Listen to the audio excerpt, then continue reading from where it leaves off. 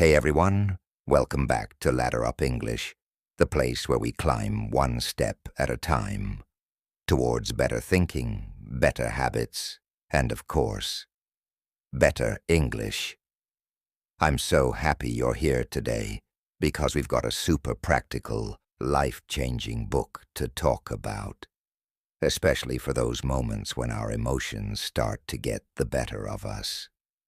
Let me ask you something. Have you ever said something in anger that you immediately regretted, or felt so anxious before an event that you just froze up? You're not alone. Emotions are powerful, and if we don't learn to manage them, they end up managing us.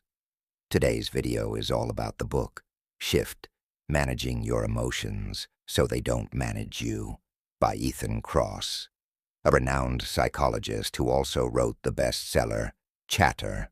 This book gives us real, research-backed strategies to handle our inner chaos so we can lead calmer, clearer, and more confident lives. We'll break it all down in super simple English with relatable examples, easy takeaways, and zero jargon. So whether you're watching to improve your emotional intelligence or just want to speak better English while learning something powerful, you're in the right place. Before we dive in, make sure to like, subscribe, and hit that bell icon so you never miss a video that helps you grow. Trust me, you don't want to miss what's coming next. All right, ready to shift your emotions instead of letting them shift you? Let's go. Chapter 1. Emotions are not the enemy. Ethan Kross starts the book with a powerful message. Emotions are not bad. They're not your enemy. In fact, emotions are natural and even necessary. They help us connect, survive, and make sense of the world. But the problem happens when we let them control our actions instead of using them as tools. He talks about how anger, fear, sadness, and anxiety are all normal, but when they're uncontrolled, they lead to bad decisions, regretful words, and unnecessary pain. Ethan shares an example of a man who sent a harsh email during a stressful day at work. That email, sent in the heat of the moment, cost him his promotion. The emotion wasn't the issue. The reaction to the emotion was. His key message? You can't stop emotions, but you can manage your response to them. Chapter 2. The Voice in Your Head. Here comes one of the most powerful concepts in the book. Your inner voice, or what Ethan calls chatter. We all have that voice in our heads. It's the one that says, "Why did you do that? You're not good enough. This is going to go horribly." And when we're feeling emotional, that voice gets loud. It starts looping negative thoughts, and before we know it, we feel worse and worse. Ethan explains that this chatter is your brain trying to process emotions, but it often gets stuck. And when you get stuck in emotional loops, it's hard to move forward. But don't worry, he teaches us how to shift that voice from being a critic to being a coach. Chapter 3. Distancing yourself. Talk to yourself like you talk to a friend. One powerful tool Ethan teaches is something called distanced self-talk. Have you ever noticed how you give your friends really good advice, but when it comes to your own problems, you feel lost? That's because distance helps perspective.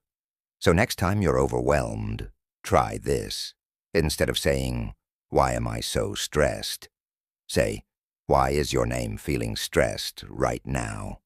Example, why is Aisha feeling anxious before her exam?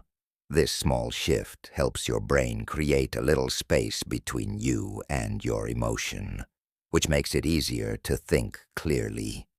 This is called psychological distance, and it's scientifically proven to calm your mind and reduce stress.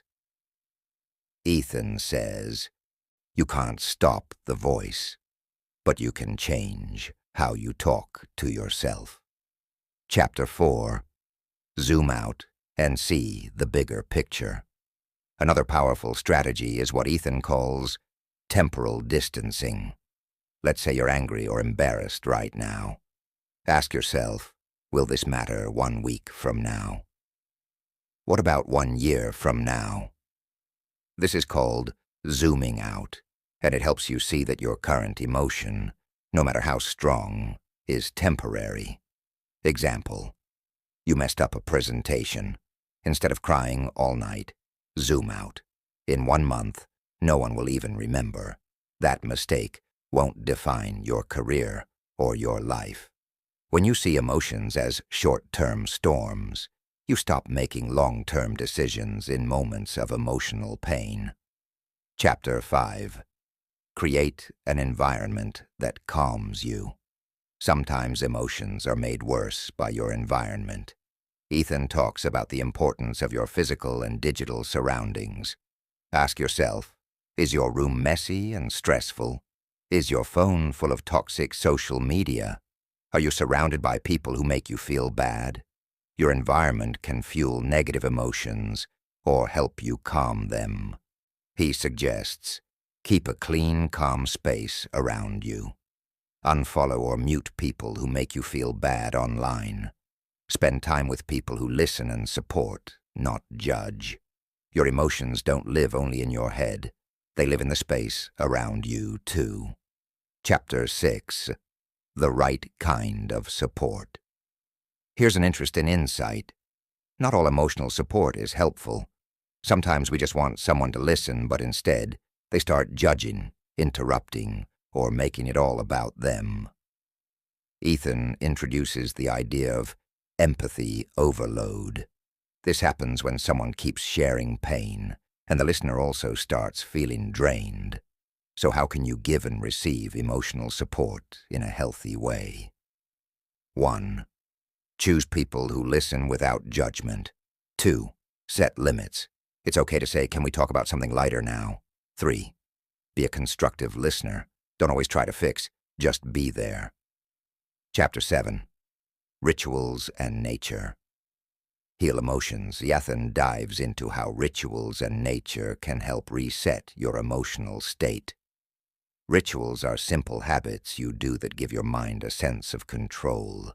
This could be taking a morning walk, lighting a candle before journaling, listening to calming music every night. Even small rituals send a signal to your brain. You're safe. You're okay. Also, spending time in nature, even looking at trees from your window, can reduce emotional noise. It reminds us we're part of something bigger and gives our nervous system a break. Recap of Part 1. Let's quickly recap the tools we've learned so far. Emotions aren't bad. Your reactions to them can be. Your inner voice can be a coach or a critic. Choose wisely. Use distanced self-talk. Talk to yourself like you would to a friend. Zoom out and see the big picture. This too shall pass. Shape your environment to reduce emotional chaos. Choose and give healthy emotional support. Use rituals and nature to reset your emotional balance. Key takeaway: you can't stop emotions from coming, but you can learn to shift how they affect your life. That's it for Part 1 of our summary of Shift by Ethan Kross. In the next part, we'll cover even deeper insights, like how to build emotional discipline, develop long-term resilience, and use science-backed tools to shift emotions on command. Chapter 8. Emotional discipline is like a muscle. Ethan Kross explains that emotional discipline is just like building a muscle. You can train it, strengthen it, and make it work for you, even in high-pressure situations. But here's the catch. Just like working out, it takes practice. You can't expect to stay calm in a crisis if you never practice during small emotional moments. Think of it like this. You wouldn't run a marathon without training, right? So don't expect to manage emotional storms if you don't first learn to handle small emotional waves. Ethan recommends starting with small daily practices. Notice your reactions when you're mildly annoyed. Pause before replying to a rude message. Practice breathing deeply when you feel tension rising. Over time, these small exercises build your emotional muscle, so when big emotions come, you're stronger and more prepared. Chapter 9. Name the emotion to tame. The emotion sounds simple, right? But it works. Be smart with social media. Don't post in anger. Create stillness to respond, not react. Golden quote. From Part 2, your emotions don't define you, your response to them does. This wraps up Part 2 of our easy summary of Shift by Ethan Kross. Isn't it amazing how such small tools can create such big emotional freedom? In Part 3, we'll look at how to create a long-term emotional growth plan, how to build emotional confidence, and how to shift emotions even during failure, heartbreak, or crisis. So don't miss it. Your turn. Which strategy from today's summary are you going to try first? Let us know in the comments below. And don't forget to like, share, and subscribe to Ladder Up English for more life-changing lessons in simple English. Chapter 15. Talk to yourself like you'd talk to a friend. We all talk to ourselves, but are we kind or cruel? Ethan explains that self-talk is one of the biggest emotional influencers in your life. And sadly, most people are harsher with themselves than they would ever be with others. Here's the trick. When you're feeling emotional, pretend you're talking to a close friend. Ask yourself, if my best friend were in this situation, what would I say to them? Would I blame them or support them? By changing the tone of your inner voice, you shift from judgment to compassion. This kind voice doesn't mean lying to yourself. It means being firm but kind, just like a good coach. Chapter 16. Emotional triggers. Know them before they explode. Ethan teaches us to identify our emotional triggers. Triggers are events, words, or situations that quickly bring up a strong emotional reaction, and they often come from our past experiences or personal insecurities. Example, someone ignores your message. You immediately feel rejected. Your coworker interrupts you. You get unusually angry. Why? Because maybe those situations remind you of something deeper, being ignored, disrespected, or not feeling good enough. When you know your triggers, you can catch yourself in the moment and shift faster. Try this. Write down 3 things that always make you upset. Ask yourself, what fear or memory is this linked to? Awareness is the first step toward emotional power. Chapter 17. Reflection over reaction. When emotions hit, most people react instantly, but Ethan says the real strength is in reflection. Reflection means taking a moment to pause, understand what's happening, then choose your action.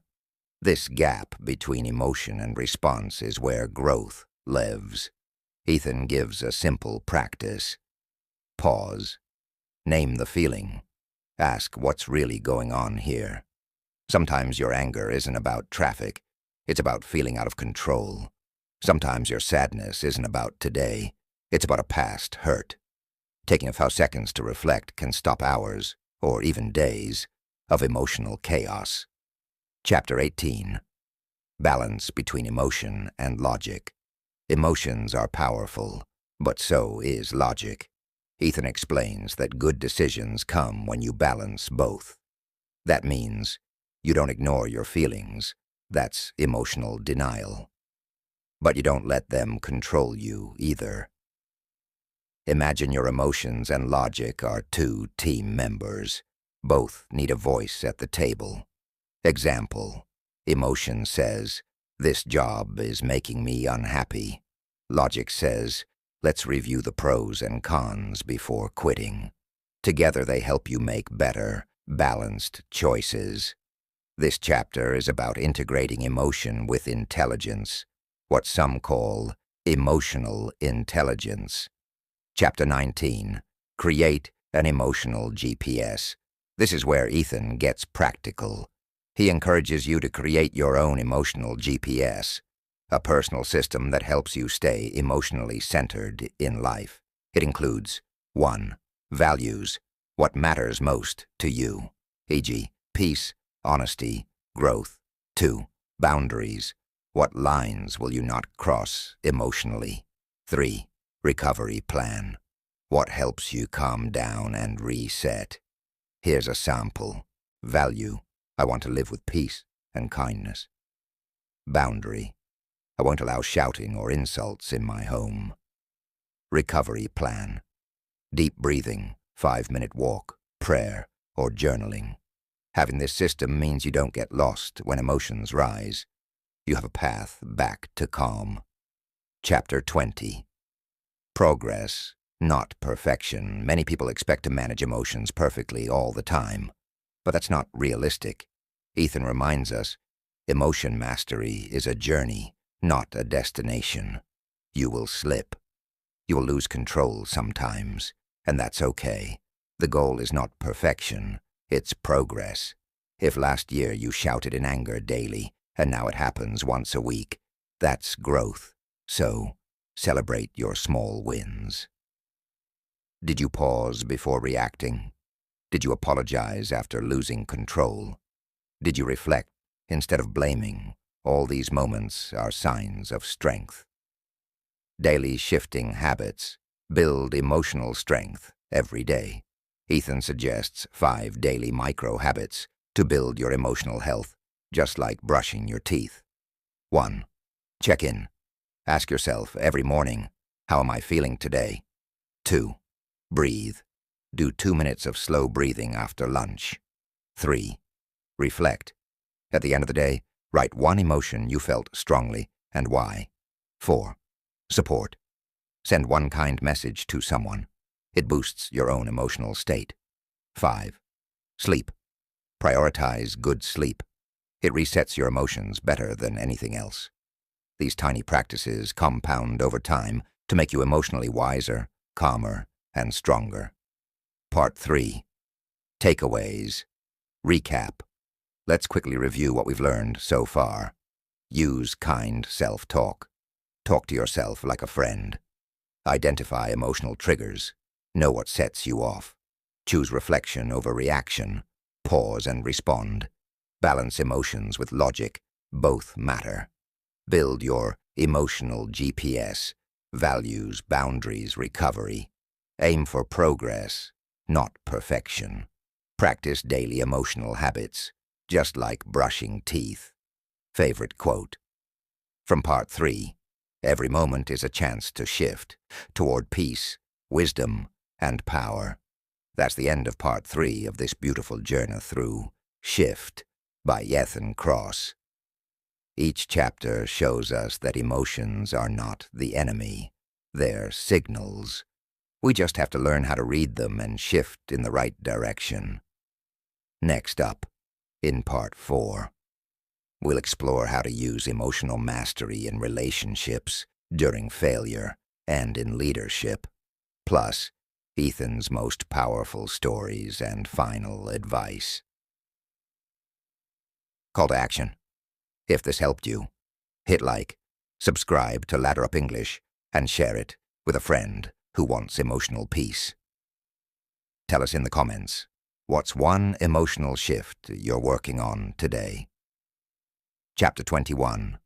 Emotions in Relationships, the Real Test. Your emotional habits show up the most in relationships, with your partner, family, friends, or co-workers. Ethan says, the people closest to you will experience the sharpest edge of your emotions, good or bad. Ever snapped at someone you love, or held in your feelings until they exploded later? Here's what Ethan suggests. Name it to tame it. Tell the other person what you're feeling before it becomes an outburst. Oh, say, I'm feeling overwhelmed, and I don't want to take it out on you. Ask, don't assume. Ask what the other person meant before reacting emotionally. Oh, say, when you said that, I felt hurt. Did you mean it that way? Relationships grow when emotions are shared, honestly and gently. Use I feel statements instead of blame. Chapter 22. Emotional Mastery During Failure. What happens when things go wrong, when you fail? Ethan says failure brings emotional storms, shame, guilt, anger, self-doubt. But these emotions are not final. They are feedback. Use failure to ask, what is this emotion teaching me? What do I need to learn or change? Can I see failure as a step, not the end? He shares the story of a woman who lost her dream job. At first, she broke down emotionally, but over time, she reflected, talked to herself kindly, and used the experience to launch her own business. Failure is not your identity. It's information. Chapter 23. Anger, the most explosive emotion. Anger is tricky. It comes fast, feels powerful, and often causes damage. Ethan explains, anger is not wrong, but unmanaged anger becomes a weapon. Instead of exploding or suppressing anger, try this process. 1. Recognize, I feel angry right now. 2. Regulate, breathe deeply, take space, walk away if needed. 3. Respond, use words, not volume. Say, this upset me. I'd like to talk calmly. Also ask, is this anger from now or from my past? Will this matter in 5 days, 5 weeks, or 5 years? This helps you avoid emotional overreaction. Chapter 24. Growth Mindset for Emotions. We've heard of a growth mindset for learning. But what about for emotions? Ethan teaches that emotions are skills, not fixed traits. You're not bad at emotions. You're just untrained. With practice, anyone can. Stay calm in chaos. Express feelings with clarity. Recover faster after upset. Start telling yourself, I can get better at handling my emotions. Each situation is a chance to grow. This shift in belief changes how you react and how fast you recover. Chapter 25. The Emotional Brain, Understanding Your Design. Ethan gives a peek into how your brain handles emotions. 2 major parts are involved. 1. Amygdala. This is the alarm system. It reacts fast, especially to fear or danger. 2. Prefrontal cortex. This is the wise brain. It helps with reflection, reasoning, and calm thinking. When emotions rise, the amygdala often takes over. But with practice, your prefrontal cortex becomes stronger and can calm the emotional storm. How? Through deep breathing, journaling, talking things out, naming emotions, mindful pauses. You train your brain just like muscles. Through repetition. Chapter 26. Leadership and Emotions. Great leaders aren't just smart. They're emotionally wise. Ethan explains that emotional mastery is a leadership superpower. Why? Because emotions are contagious. If a leader stays calm during chaos, the team feels safer and more confident. If a leader is anxious or angry, the entire group feels it. Here's what emotionally strong leaders do. Stay grounded during stress. Listen before reacting. Communicate feelings clearly but calmly. Help others manage their emotional storms. Whether you're leading a company or a family, emotions set the tone. Chapter 27. Social Media and Emotional Traps. Ethan warns about how social media messes with our emotions. Every scroll can trigger comparison, fuel jealousy, invite criticism, cause emotional highs and lows. He shares research showing how likes, comments, or online fights can deeply affect mood and even increase anxiety or depression. Tips for emotional safety online. Limit screen time. Follow uplifting accounts. Mute or unfollow toxic people. Don't take online comments personally. Take social media breaks to reset. Your phone should serve your peace, not steal it. Chapter 28. Endings and Emotional Closure. Every chapter in life ends. Jobs, relationships, dreams. And endings bring emotion. Many people avoid the emotional pain of closure. But Ethan says, closure isn't forgetting, it's accepting. Steps for emotional closure. 1. Feel it fully. Don't numb the sadness or anger. 2. Find the lesson. Ask, what did this experience teach me? 3rd. Let go kindly. You can move on with grace, not bitterness. Give yourself permission to mourn, reflect, and then shift forward. Part 4. Summary takeaways. Relationships need emotional honesty.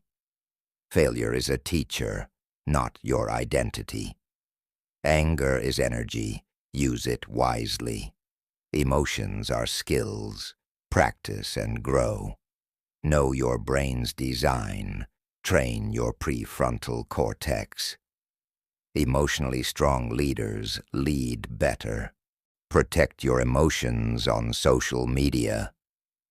Endings deserve reflection and closure. Favorite quote from Part 4. You can't always control what happens, but you can always choose how to shift. That's a wrap for Part 4 of Shift by Ethan Kross.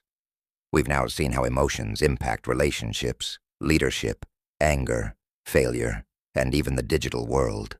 And the best part, you're building the tools to manage all of it with power and peace. Call to action. If this helped you, please like, subscribe, and share this with someone who needs emotional guidance. Comment below. Which chapter from Part 4 helped you the most? Final thoughts and conclusion. The power of the shift. So far, we've learned a lot. Emotions are powerful, but Ethan Kross reminds us that you are more powerful than your emotions. Emotions come and go like weather, sometimes sunny, sometimes stormy, but you are the sky. You can hold it all. The biggest lesson. You don't have to control emotions. You just have to learn how to shift your response. And that shift changes everything. Your mood, your relationships, your success, and your peace of mind. Practical tools to keep using. Here's a final reminder of the most powerful tools from the book. 1. Name the feeling. Just saying, I'm feeling anxious, helps your brain calm down. 2. Use mental distance. Talk to yourself like you're a friend. Say, you've got this. It will pass. 3. Take space. Walk, breathe, or pause before reacting. 4. Journal it out. Writing helps clear emotional fog. 5. Focus on facts, not stories. Emotions create stories, but facts keep you grounded. 6. Practice daily. Like exercise, the more you train your emotions, the stronger your control gets. These small shifts build big emotional strength. Real-life applications. Ethan shows how emotional control affects every part of life. At work, it helps you handle stress and make smarter decisions. In relationships, it builds deeper trust and better conversations. With yourself, it gives you peace, clarity, and strength to bounce back from anything. Imagine being able to stay calm when someone criticizes you. Think clearly when things go wrong. Sleep better because your mind isn't overthinking. That's the power of emotional mastery, and it's available to everyone, including you.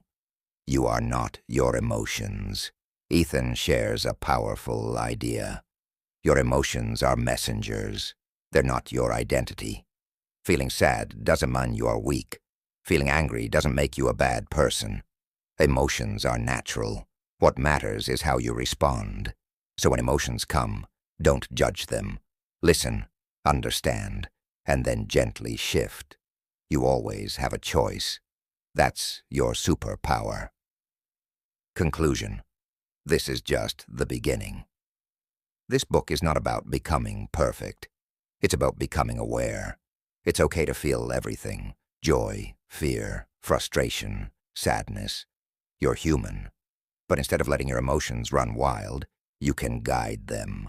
Instead of reacting, you can respond. Instead of breaking down, you can breathe, pause, and move forward. That's what shift is all about.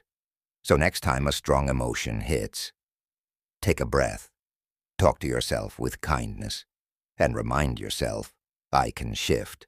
I am in charge. Final takeaway: you may not control what happens in life, but you can always control how you handle it. And that one shift can change your whole world. Thank you, and final call to action. If this summary helped you even a little bit, please like, comment, and subscribe to Ladder Up English. We'll keep bringing you more powerful book summaries that help you grow. Comment below, what's one emotion you want to master in your life? We read every comment and love hearing from you. Until next time, keep growing, keep shifting, and remember, you are stronger than your emotions.